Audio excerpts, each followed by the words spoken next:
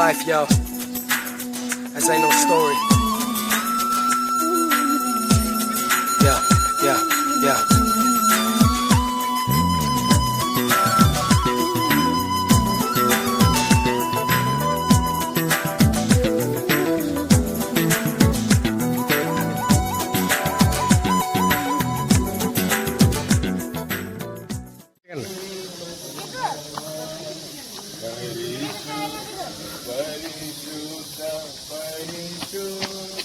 నెమ్మదిగా నెమ్మదిగా అనుకోరా నెమ్మదిగా రండి. వరదూతలైనాని వరదూతలైనాని వరదూతలైనాని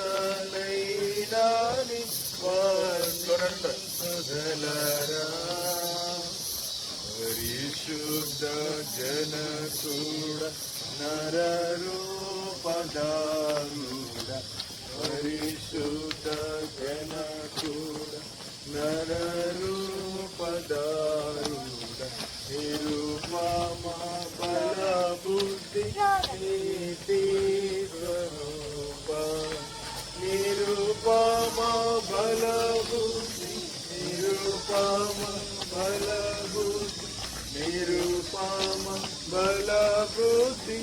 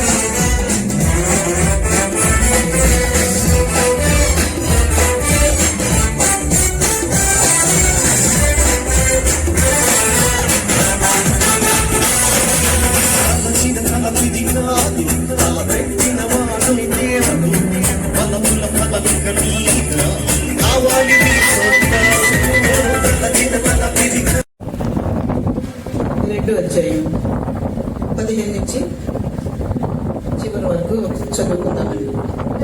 ఎవరైనా సహాయం చేస్తారో నేను చదువు. మరియు దేవుడైన యెహోవా నన్ను తీసుకుని ఏదైనా తోటకు ఈ తోటలో మనం ప్రతి విధిని మనం నిశ్చయంగా చచ్చదవని నరుడికి ఆజ్ఞాపించు. మరియు దేవుడైన యెహోవా నరుడు ఒంటరిగా ఉండడం మంచిది కాదు, వానికి సాటి అయిన సహాయం వారి కొరకు చేయనున్నాడు. దేవుడైన యెహోవా ప్రతి భూజంతువును ప్రతి ఆపించాడు. జీవము గల ప్రతి దానికి ఆదాము ఏ పేరు పెట్టాడు, ఆ పేరు దానికి కలిగింది. అప్పుడు ఆదాము సమస్త పశువులకు, ఆకాశ పక్షులకు, సమస్త భూజంతువులకు పేర్లు పెట్టాడు. ఆయనను ఆదామునకు సాటి అయిన సహాయము అతనికి లేకపోయాడు. అప్పుడు దేవుడైన యెహోవా ఆదామునకు నాడను కలుగ చేసి అతడు నిద్రించినప్పుడు అతని ప్రకటనలో ఒకదాన్ని తీసి ఆ చోటును మాంసంతో పూడ్చివేసి, తర్వాత దేవుడైన యెహోవా తాను ఆదామును తీసిన ప్రకటనను స్త్రీనిగా నిర్మించి ఆమెను ఆదాము యొక్కకు తీసుకుని వచ్చాను. అప్పుడు ఆదాముకి నా ఎముకలలో ఒక ఎముక, నా మాంసంలో మాంసము, ఇది నరులలో నుండి తీయబడిన కనుక దాని నారి అనబడు. ఇష్టపడతారు మనం నిలబడ్డారు. మరి శిరస్సు అయినటువంటి పురుషుడు మరి శిరస్సులో ఏముంటుందండి? మెదడు ఉంటుంది కదా, చాలా సున్నితమైన మెదడు ఉంటుంది. ఆ తల చెప్పిన మరి ఒక చెయ్యి కదపాలన్నా, ఒక అడుగు కదపాలన్నా, ఒక అడుగు నడవాలన్నా ఆ యొక్క మెదడులో ఉన్నటువంటి నడుము చెప్పే వరకు కూడా ఈ బాడీ కదలదు. అంటే శరీరం అంతా కూడా ఆ తలకి మరి అటాచ్ అయి ఉందన్నమాట. మరి అది చెప్పిన ప్రకారంగానే బాడీ నడుస్తుంది. అంతే విధంగాను మరి శిరస్సు అయినటువంటి పురుషుడు చెప్పిన విధంగా స్త్రీ నడవాలి. ఒకవేళ పురుషుడు మంచివాడు కాకుండా, మంచి స్వభావం కాకుండా ఉన్నట్టయితే మరి దేవుడు మరి మంచి స్త్రీని అప్పగించి ఆ స్త్రీ ద్వారా పురుషుడు మారడానికి ఒక అవకాశం దేవుడు కల్పిస్తాడు. ఇక్కడ మరి జీవం మరి దైవ సేవకు మరి చక్క బయట ట్రైనింగ్ అయ్యి సేవ పనికి సిద్ధంగా ఉన్నటువంటి సైనికులు, మరి అటువంటి సైనికులకి దేవుడు మరి సేవకుడికి మరి వ్యవసాయకుడికి దేవుడు తప్పకుండా సహాయంగానే ఉంటాడు. మరి తన శిరస్సు వెళ్ళాడు కనుక స్త్రీ ఆయనకి ఎలా ఉండాలంటే లోబడి ఉండాలి. అంటే వాక్యం మీదే ఆధారపడాలి. వాక్యం దేవుడే విధానం కనుక ఏ సమస్య వచ్చినా, ఏ అవసరం వచ్చినా దేవుడి మీద ఆధారపడటం నేర్చుకోవాలి. నచ్చితే మరి ఆ వాటిని ఏమంటారు, తల్లిని తండ్రిని విడిచిపెట్టి తన భార్యను హత్తుకుని నుంచి అంటే తల్లిని విడిచిపెట్టాలంటే వాళ్ళు చూడకూడదని కాదు అర్థం. వారి మీద ఆధారపడకూడదని అర్థం. వారి మీద దేనికి ఆధారపడకూడదు. వాళ్ళు ఒక కుటుంబంగా జీవించడానికి వారికి వయసు వచ్చింది కనుక మరి పేరెంట్స్ మీద ఎక్కువ ఆధారపడకూడదు. ఓకే, సిద్ధపడుతున్నారు కదండి. ఒక సంఘాన్ని వారికి అప్పగిస్తున్నారు. ఆ సంఘాన్ని అప్పగిస్తున్నప్పుడు సంఘం వారు చేసే పనిని చక్కగా సేద్యం చేయాలి. ఆ సంఘాన్ని చక్కగా కాపాడుకోవాలి కదండి. అదే పని చేశారు కదా, ఏదైతే తోటలో దేవుడు అప్పగించిన పని కూడా అదే. ఈ రోజు కూడా మరి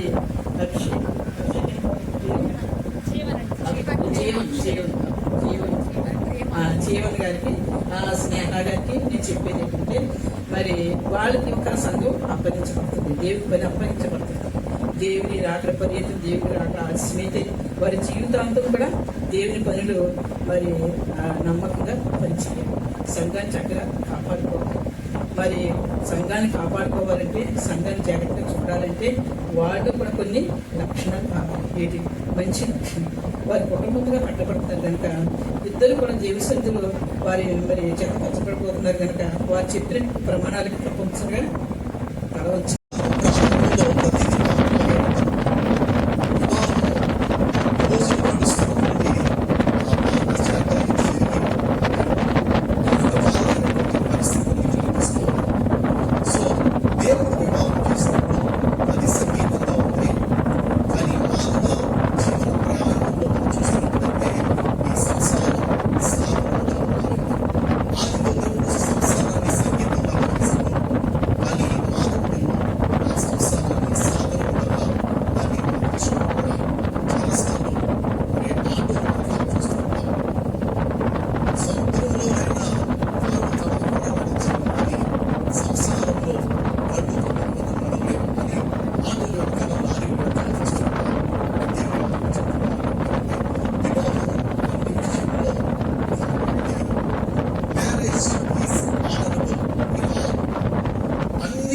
వివాహము అన్ని విషయముల్లో ఘనమైనది. ఘనమైనది అనే నిష్కల్మషమైన వివాహం ఉండవలెను కనుక మాటలు గనుక మనం శ్రద్ధగా ఆలోచించినట్లయితే, వాక్యంలో రాయబడినటువంటి మాటలు కనుక శ్రద్ధగా మనం చూడగలిగినట్లయితే, marriage is honourable. Marriage is honourable, but the marriage itself is honourable. వివాహ దినము ఘనమైనది కాదు, వివాహము ఘనమైనది. So the day of marriage is not honourable. మనమందరము చేసేది ఏంటంటే వివాహ దినాన్ని ఘనంగా ఇచ్చుతాం, వార్షికోత్సవ దినాన్ని ఘనంగా ఇచ్చుతాం. కానీ బైబిల్ చెప్పేది వివాహ దినాన్ని ఘనంగా ఇచ్చాం. చిన్నప్పుడు సరిగ్గా హోంవర్క్ మీకు పెళ్లి చేస్తుంది అనివార్యం. పెళ్లి చేయడం అని అంటే శిక్షకు పర్యాయ పదంగా ఉండేది కదా. నువ్వు డాడీ వచ్చేటప్పటికి ఇల్లంతా కూడా సర్ది ఉంచకపోతే డాడీ వచ్చాక నీకు పెళ్లి చేయాలి. ఈ మూడోసారి కూడా నువ్వు 10th క్లాస్ పాస్ అవ్వకపోతే నీకు పెళ్లి చేస్తావు. పెళ్లి అనగానే అందరికీ నవ్వు వస్తుంది. సో వివాహ దినము ఘనమైనది కాదు, వివాహము ఘనమైనది. ఈ వివాహం అనేటువంటిది it's a process, life long process. ఒక దినము ఆరంభం అవుతుంది. ఈ రోజున మే నెల ఎంత తారీఖు చెప్పండి, 6వ తారీఖు 2026 సంవత్సరంలో స్నేహ జీవన్ యొక్క వివాహం అయిపోలేదు, కొనసాగించబడేది. కనుక స్నేహ జీవన్ యొక్క జీవితాల్లో ఈ వివాహం అనేటువంటిది ఇదేమో ప్రారంభమైంది. వారి జీవితాంతము వారి యొక్క బ్రతుకులన్నింటా కూడా ఈ యొక్క వివాహం అనేటువంటిది. ఆ తాతగారు మామగారు ఎప్పుడు కూడా సంతోషంగా నవ్వుతూ కిలకిల నవ్వుతూ ఉండడం ఆ కొత్తగా పెళ్ళైనటువంటి ఆ యొక్క వ్యక్తి యొక్క జీవితంలో అతను చూసినప్పుడు ఒక రోజున ఉండబడిన తాతగారిని అడిగారట, తాతగారు ఎంత సంతోషంగా, ఎంత హ్యాపీగా, ఎంత నవ్వుకుంటూ ఎలా ఉండగలుగుతున్నారు? మా పెళ్ళయి 6 నెలలు కూడా కాలేదు, చాలా గొడవలు వచ్చేసాయి, మీ యొక్క సంతోషానికి కారణం ఏంటి అని అడిగాడట. వెంటనే తాతగారు అన్నాడట, బాబు మా అమ్మగారికి చాలా కోపం, అలాగని నాకు కూడా కోపమే. అదేంటండి మరి ఎంత కోపంగా ఉన్నవాడు మీరు ఎలా నవ్వుకుంటున్నారు అని అడిగాడట. అడిగితే అప్పుడు తాతగారు చెప్పాడట, మా అమ్మగారికి కోపం వస్తే ఆమె చేతికి ఏది దొరికితే అది విసిరేస్తుంది నా మీదకి. ఒక గిన్నో తప్పానో కత్తిపెట్టో ఏదో ఒకటి నా మీదకి విసిరేస్తుంది. అవునా, మరి మీరు ఎలా నవ్వుతున్నారండి అని అడిగాడట. అన్నాడట, ఆ విసిరేసింది కనుక నాకు తగలకుండా అది తప్పించుకుంటే నేను నవ్వుతాను, నాకు తగిలితే మా అమ్మగారు నవ్వుతారు అని చెప్పాడు. వింటున్నారా? ఏ సంసారంలోనైనా కానీ కష్టాలు అనేటువంటివి, నష్టాలు అనేటువంటివి వస్తూ ఉంటాయి, జరుగుతూ ఉంటాయి. ఈ రోజున ఉన్నటువంటి ఆరోగ్యం ఒక 20-30 సంవత్సరాల తర్వాత ఉండకపోతుంది. ఈ రోజున అందరూ కూడా సంతోషంగా, ఇక్కడ ఎంతమంది ఎంత బాగా తయారైనా మనందరి కళ్ళు ఎవరి మీద ఉంటాయి? స్నేహం మీద ఉంటాయి. మనందరి కళ్ళు ఎవరి మీద ఉంటాయి? ఆ జీవన్ మీద ఉంటాయి. సో ఇలాగే జీవితం అంతా ఉంటుంది అని అనుకోవడానికి వీల్లేదు. సాయంత్రం అయ్యేటప్పటికి భోజనాలు అయ్యాక 3 మంది వెళ్ళిపోతారు. రాత్రికి ఆ 3 ఇంకో 10 వెళ్ళిపోతారు. ఒక 2-3 రోజులు పోయాక మొత్తం అందరూ వెళ్ళిపోతారు. ఒక నెల రోజులు పోయాక వీళ్ళిద్దరే మిగులుతారు. సో వివాహం అనేటువంటిది ఎప్పుడు కూడా ఈ లైటింగ్లు, కెమెరా, ఎంతమంది జనం సపోర్ట్ కొట్టడం, సంతోషంగా ఉండడం ఉండదు. సో వివాహం అనేది it's every time complementing each other.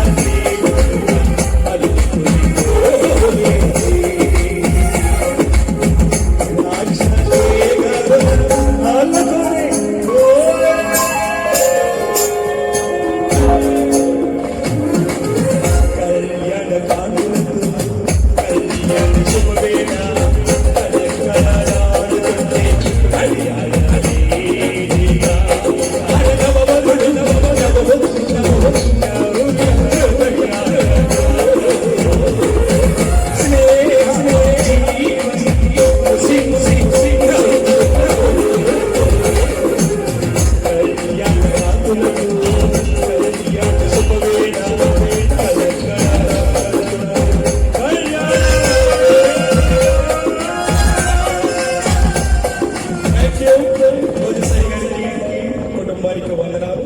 నా చిన్నప్పుడు అక్బర్ అన్న పాటలు పాడుతూ నీకు అన్న ఎదురుగొంట పాడుతున్నాను. చాలా సంతోషం. థ్యాంక్ యూ అధ్యక్షులు. అందరి కొన్నాళ్ళు చప్పటి కొట్టడం ఒకసారి అందరూ చెప్పండి. ప్రైజ్ లార్డ్, హల్లెలూయా. ఆకుమంతి దానియలు గారికి వందనాలు. మరొక సింగర్ తలారి ఆనంద్ గారికి, వాళ్ళ బృందానికి, కన్నయ్యటువంటి దైవజనుడు బాలు గారికి, వారందరికీ ప్రత్యేక వందనాలు తెలియజేస్తున్నాను. అలాగే ఇక్కడ ఎంతో చక్కగా చూడవలసిన కూర్చున్నటువంటి వరుడు జీవన్ ఆనందం చేస్తున్నారు. అలాగే పెళ్లి కుమారుడు పెళ్లి లేచిన వాడు కావాల్సిన సమర్థంలో ఉన్నది కనుక యవనస్తులను మీరు ప్రేమించి తల్లి గర్భంలో నుంచి మొదలుకొని వారిని మీరు కాచుకోవాలి. చక్కని వయసును కూడా వారిని ప్రేమించాలి. ప్రభువా, వివాహం ద్వారా ఒక కుటుంబాన్ని, అలాగే స్నేహ వారిరువురు కూడా పరిశుద్ధ వివాహం ద్వారా దేవుని సన్నిధిలో, దైవజనుల సమక్షంలో, బంధువులు ఆత్మీయుల సమక్షంలో వారిని జత చేయడానికి అందరూ కూడా సన్నిధిలో నేను వాక్యం చెప్తుంది. వివాహం అన్న విషయం ఘనమైనది. ఎందుకు అంటే దేవుడే ఈ వివాహ వ్యవస్థను ప్రారంభించారు. ఆయనే కొనసాగిస్తున్నారు. ఆయనే నిర్మించబోతున్నారు. పిల్లలు మనం గమనించినట్లయితే యేసుక్రీస్తు ప్రభువారు కూడా ఈ భూమి మీద సంచారం చేస్తున్న దినాల్లో యేసు ప్రభు కూడా కానా అనే ఊరిలో జరుగుతున్న వివాహానికి ఆహ్వానం పంపించారు. ప్రభువారు ఆహ్వానం పంపించి శిష్యులతో పాటు కలిసి ఆ వివాహానికి హాజరైనప్పుడు మనం చూస్తాం.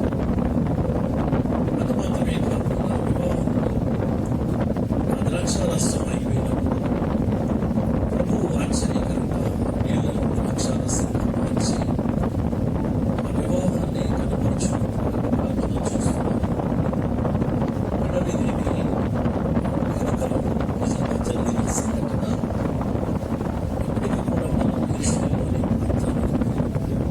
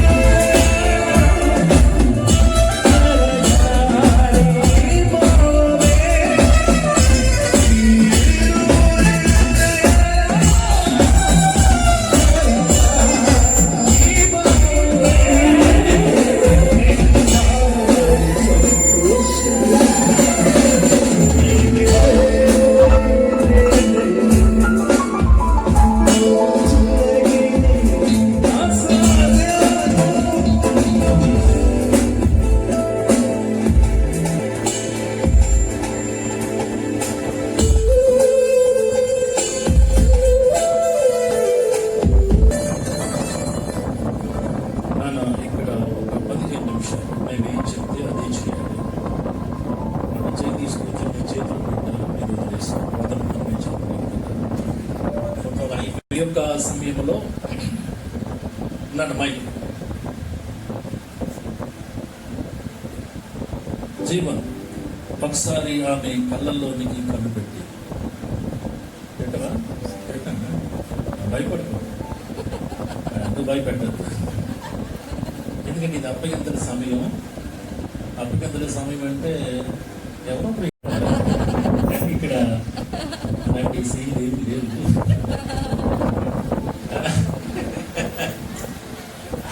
ఎందుకంటే చాలా ఇది ప్రభు యొక్క చిత్తాన్ని బట్టి జరుగుతున్న కార్యం కనుక మనం ఎడవలసిన పని లేదు. సమయం దగ్గర పెట్టుకో. నీ పేరు చెప్పు. నా పేరు జీవ. వాళ్ళకి చెప్తాను, అందరికి తెలిసి నీ పేరు జీవన్ అని తెలుసు. ఓకే, జీవన్ నేను, జీవన నేను, స్నేహ అను నిన్ను, స్నేహ అను నేను, ఇది మొదలుకొని మన జీవితాంతం వరకు, మన జీవితకాలంత వరకు దేవుని పరిశుద్ధ నిర్ణయము చొప్పున కీడుకైనను కలిమికైనను లేమికైనను వ్యాధి అందును ఆరోగ్యమందును నా భార్యగా చేసుకొనుచున్నాను.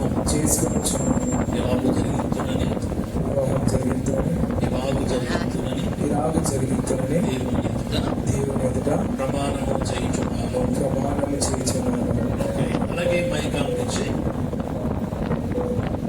స్నేహ కూడా స్పష్టంగా జీవన్ కళ్ళలోని కళ్ళు పెట్టి చెప్పాలమ్మా, నవ్వుతూ సంతోషంగా చెప్పాలి. సరేనా?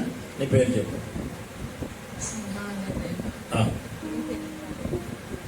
అంతా చెప్పాడు కదా ఆయన. అలాగే జీవన్ అను నిన్ను ఇది మొదలుకొని మన జీవితాంతం వరకు దేవుని పరిశుద్ధ నిర్ణయము చొప్పున మేలుకైనను కీడుకైనను కలిమికైనను లేమికైనను వ్యాధి అందును ఆరోగ్యమందును నిన్ను ప్రేమించి సంరక్షించుటకై నా భర్తగా అంగీకరించుచున్నాను.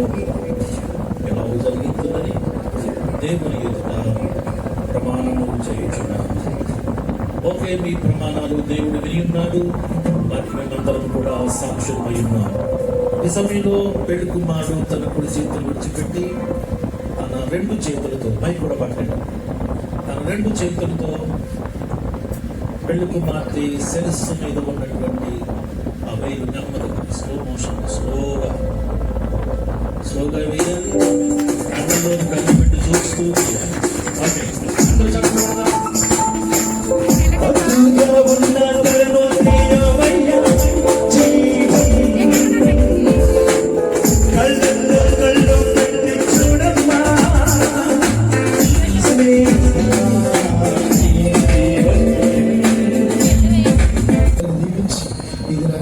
మారుస్తాను ప్రభావ. మీ సన్నిధి గురించి మీరు నడిపించి మహిమ ఘనత ప్రభావం మీరే పొందుకోమని యేసు పరిశుద్ధ నామని బట్టి బ్రతమాలి వేడుకొనుచున్నాము తండ్రి. ఆమేన్. ముందుగా పెళ్లి కుమారుడు స్నేహ మెడలో చక్కని దండేసి ఒక మంచి పూజ వేసేనా?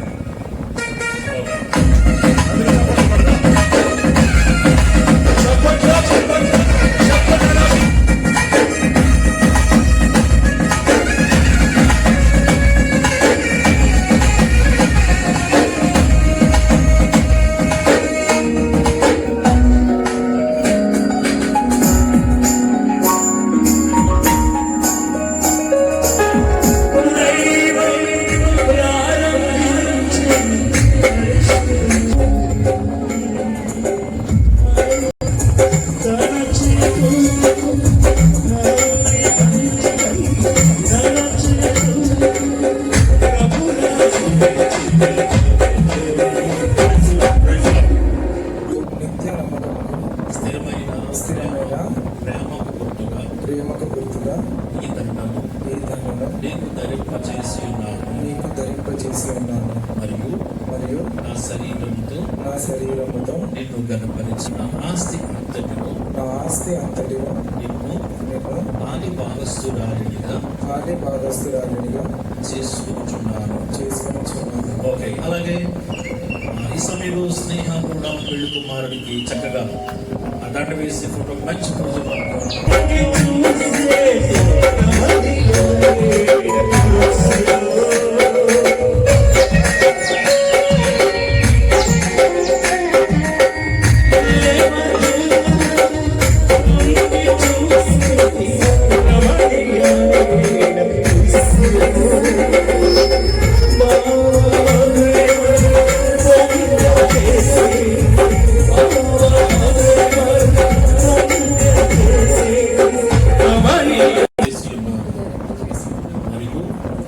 శరీరంతో బైబిలే కనుక దాన్ని ప్రతిరోజు చదివి ధ్యానించి అద్భుతమైన సేవకులుగా మరి వారు చేయించిన ప్రార్థనలు దేవునికి మహిమను కలిగించాలని కోరుతున్నా.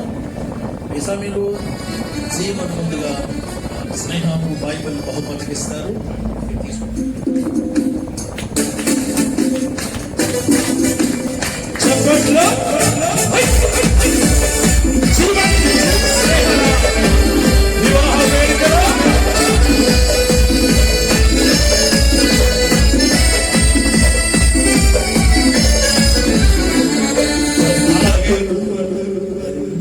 స్నేహ కూడా పెళ్లి కుమారుడికి చెప్పని బైబిల్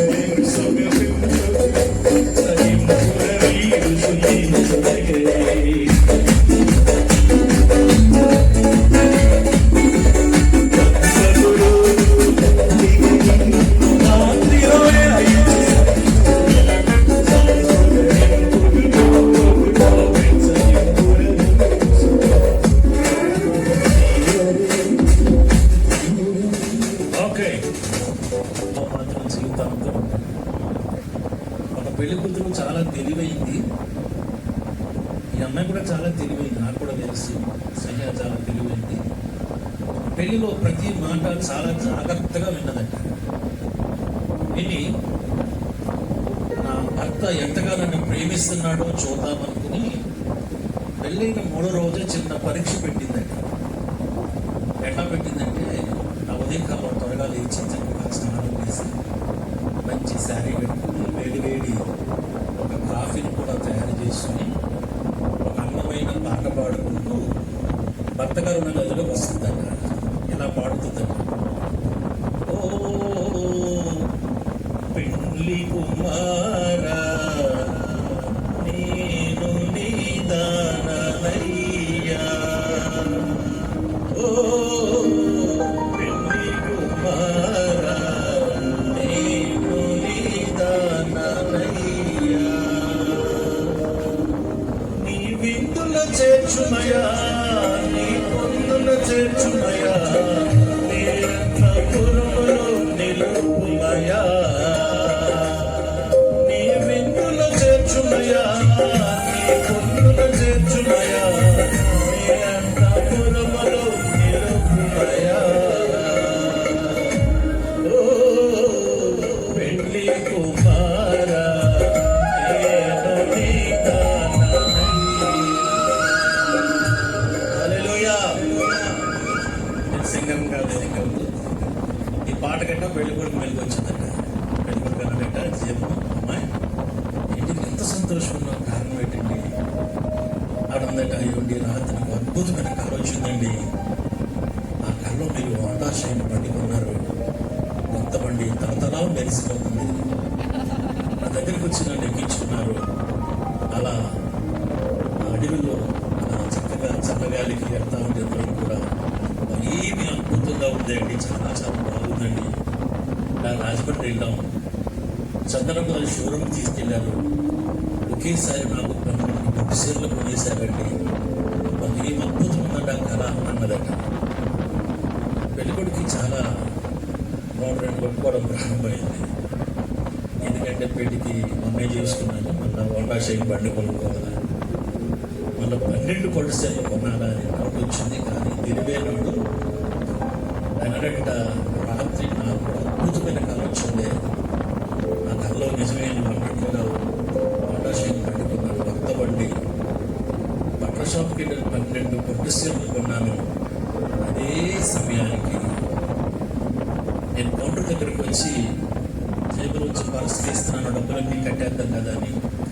ఈలోగా మీ నాన్నగారు అదే షాప్కి వచ్చారు, మిగిలిపోయిన చుట్టాలకి సొంత కొంటామని. అల్లుడి గారు ఇంత మంచి మనస్సుని కొనడం, ఇలాంటి వాళ్ళు మాకు దొరకడం అదృష్టం బాబు అని చెప్పేసి ఆ పర్స్ నా జేబులోకి తీయకుండా మీ నాన్నగారు పర్స్ వచ్చి మొత్తం కట్టేశాడే అన్నాడట. చాలా తెలివైనడు దేవుడు కూడా. అంటే ఈ ఆశ ఏంటంటే కొత్త బండి మీద ప్రయాణం చేయాలని. ఎవరికైనా ఆశ ఉంటుంది కదా, 12 పొడిసెలు ఒకేసారి కొనిపించుకోవాలి అని. అయితే నేనేమంటానంటే, అర్థవంతమైన జీవితం అంటే భర్తను అర్థం చేసుకునే భార్య, అలాగే భార్యను అర్థం చేసుకునే భర్త దొరకడం నిజంగా అది చాలా దేవుని కృప అని చెప్తాను. ఎందుకంటే ఒక తెలివైన పెళ్లి కూతురట పెళ్ళైన వారంలో భర్త గారు బయటికి వెళ్తున్నదట. ఏమంటే మీరు బయటికి వెళ్తున్నారు కదా, మరమరాలు తెచ్చిపెట్టండి అన్నదట. తెలుసా మరమరాలు అంటే? రూపాయి పెట్టి వచ్చి ఆ రోజు తీసుకొచ్చేసాడు. తర్వాత సంవత్సరానికి అన్నదట, ఏమిటి మీరు బయటకు వెళ్తున్నారు కదా, గజాలు దండే అందట. అవి కూడా తీసుకొచ్చాడు. 3వ సంవత్సరంలో ఒక ఖరీదైన స్వీట్ పేరు చెప్పి అది కేజీ 1800 నుంచి 2000 ఉంటుంది. ఆ పేరు చెప్పి అది మాత్రమే తేండి అన్నది. నేను డౌట్ వచ్చి అడిగాడు, ఏంటి పెళ్ళైన కొత్తలో మరమరాలు తినేదానికి, తర్వాత కాజాలు అడిగేదానికి, ఇప్పుడు ఏంటంటే ఆవిడ అన్నదట, ఏంటి పెళ్ళైన కొత్తలో మీ జేబులు చెక్ చేస్తే అందులో చిల్లర పైసలు కనపడ్డాయి నాకు, అందుకే మరమరాలు కోరుకున్నాను. తర్వాత 100 రూపాయల నోట్లు కనపడ్డే సంవత్సరం తర్వాత అందుకే మరమరాల బదులు నేను కాజాలు కోరుకున్నాను. అన్నీ 2000 రూపాయల కాగితాలే ఉంటున్నాయి, అందుకే నేను ఏం కోరుకున్నాను, ఖరీదైన సీటు కోరుకున్నాను అని చెప్పి నేను అర్థం చేసుకుని భార్య భర్త దొరికి తెలిసిన ఆ యొక్క చెట్టు ఎంతో అద్భుతంగా ఉంటుంది అనడం వస్తుంది లేచి నిలబడినట్టు ఇద్దరు ఆది సమయంలో దైవజనులు బాలయ్య ప్రార్థన చేస్తారు. సర్వసర్లకు దేవుడైన మా తండ్రి సకల కారణభూతుడా నీ గర్భ నామాన వందనాలు, నీ బంగారు పాదాల స్తోత్రాలు. తల్లి గర్భంలో రూపింపకముందే ఇది యెహోవా ఏర్పాటు చేసిందేను. నేను అవునంటే తప్ప కాదనేది ఇక్కడ ఎవరు లేరు ప్రభా. మీరు చిత్తపరిచింది ప్రభు నాయన మీ నామ మహిమలో కనుక చక్కటి వాతావరణం మీరు దయచేశారు. మండుటను తండ్రి మేఘవృతంగా మార్చారు ప్రభా. అందుకే మీరు పగటి వేళ మేఘం నాయన, రాత్రి వేళ అగ్నిస్తంభం చెప్పారు ప్రభా. అగ్ని పరిశుద్ధ మహోత్సవంలోనైనా మీ అగ్ని కొమ్మరించిన ఆయన మీ మహిళ నామలో జాబ్ చేసి వీళ్ళిద్దరు బట్టి నేను కృతజ్ఞతాస్తుతులు చెల్లిస్తున్నాను. నా ప్రాణము యెహోవాను సన్నతించు, నా అంతరంగ సమస్తమైన పరిశుద్ధ ఆయన చేసి గొప్పగా ఏది మరవనదని చెప్పింది. అట్టి మహిమల నామలు తండ్రి కీర్తనకి నాయన మీరు విడుదల చెందు స్తోత్రము నాయన. స్నేహానికి మీరు విడిచిన విడుదల బట్టి కృతజ్ఞతాస్తుతులు చెల్లిస్తున్నాను. అలాగే జీవన విషయంలో కూడా తొలకరి వర్షం భూమి తట్టు మొలకెత్తినట్టుగా వీళ్ళ జీవితం వృక్షమై ఇదిగో నిజమైన ద్రాక్షవలై వీళ్ళు బహుగా ఫలించునుగా, పరలోక జ్ఞానము కలిగి భూమి మీద వర్ధిల్లును గాక, దయగల హస్తం వీళ్ళకి తోడుగా ఉండును గాక, వీళ్ళు చేస్తున్న పనులు వీళ్ళ వ్యక్తి అభిషేకం దిగును గాక, ఆత్మలు వర్ధిల్లును గాక. ఇరుగురు ప్రార్థన చేయబడ్డ ఇరుగురు ప్రభా ఈ బయట హస్తానికి అప్పచెప్తున్నా. వీళ్ళ బ్రతుకు ధర్మలన్నీ వీళ్ళకి కృపాక్షేమములు వీళ్ళ వెంట వచ్చును గాక, ఈ నామలు జరుగును గాక, ఎంతపడును గాక. వేదిక రక్షించిన జయించేది ఆయన కూడా అందరూ కూడా ఈ మహిమతో రక్షించమని ప్రార్థన చేస్తున్నారు. వారు మనసు దయచేయమని ప్రార్థన, రక్షణ గారిని మీ దేనాన్ని ప్రకటిస్తూ ఈ వివాహం ద్వారా యేసు ప్రభు రక్షకుడు, యేసు ప్రభు రక్షకుడు. ఆయన మన పాపాల మీద కలువసిన రక్తాన్ని కాల్చాడు. అంటే రక్తముతో శుద్ధి చేయగలరు, విడుదల చేసి అందరూ సంతోషం. ఈ కొత్త డబ్బు ద్వారా ఈ సువార్త వేదిక చేసేందుకు వీళ్ళు ఒక్కరన్నా రక్షించను. ఈ నామాన్ని మహిమ ఆ దీవెనగా వీళ్ళు మారును గాక. అందరూ ఆస్వాదిస్తూ దీవిస్తూ యేసు నామమున ప్రార్థన చేస్తున్నాము తండ్రి. ఆమేన్, ఆమేన్, ఆమేన్.